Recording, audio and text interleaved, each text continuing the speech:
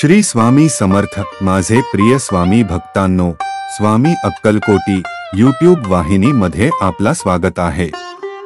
आज मी तुम्हाला महाराजांची अवतार कार्य विषयी आणखी एक गोष्ट सांगणार आहे। आम्हाला खात्री आहे की आपल्याला ही गोष्ट नक्कीच आवडेल। तर ऐकूया महाराजांचा 43वा अवतार कार्य। दिनकरराव आनंदची गोष्ट। डोळ्यांची व्याधी बरी झाली। त्यावेळी अक्कलकोट संस्थानाचे कारभारी दिनकरराव आनंद होते। त्यांच्या डोळ्यांना विकार होता।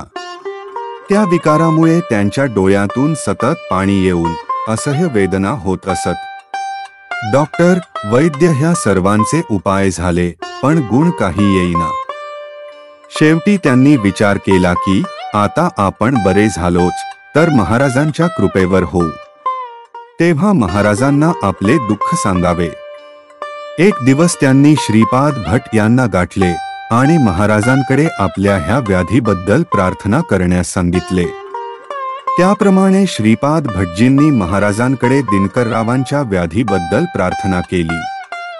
महाराज, आपल्या कारभार्याच्या डोळ्याला काही व्याधी जडली आहे, ज्यामुळे त्यांना असह्य वेदना होत आहेत। त्यावर काही उपाय सांगा। तेव्हा महाराज म्हणाले, त्याला सांगा की हत्तीचे मूत्र 3 दिवस डोळ्यात घाल, म्हणजे बरे वाटेल। महाराजांच्या सांगण्याप्रमाणे श्रीपाद भटजींनी दिनकररावांस निरोप दिला। दिनकररावांनी तसा उपाय चालू केला। 3 दिवसांनी त्यांना गुण आला। आता डोळ्यांच्या वेदना पण थांबल्या आणि डोळ्यातून पाणी वाहणे पण बंद झाले। त्यामुळे त्यांना स्वच्छ दिसू लागले। अशा प्रकारे हत्तीच्या मूत्राने डोळ्यांची व्याधी बरी झाली।